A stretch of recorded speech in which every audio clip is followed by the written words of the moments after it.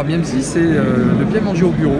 On met en relation des entreprises qui font des réunions entre midi et deux.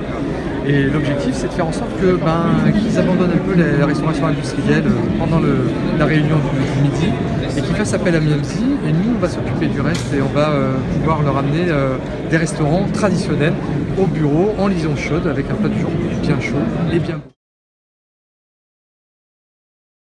Clairement, quand on s'est rendu compte que au fur et à mesure, quand on démarchait les entreprises pour aller chercher des consommateurs pour le B2C, pour vendre notre concept BMC à l'emporter des restaurants traditionnels, on s'est rendu compte qu'il y avait un vrai besoin et une vraie douleur au niveau d'entreprise, et notamment dans les parties réunions.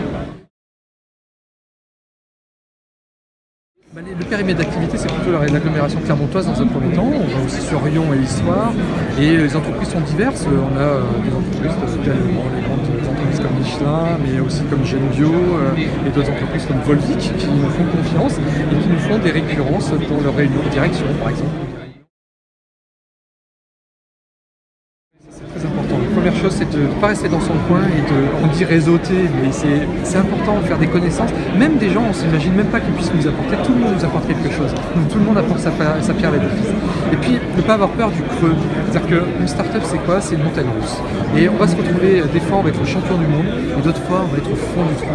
Et donc, ce que je donne conseil aux start-upers en herbe, c'est de se dire de ne jamais se décourager, parce qu'il y a des moments où on a envie de se décourager, de baisser les bras. Et c'est à ce moment-là qu'on sent la force du personnage et se dire on ne va pas lâcher.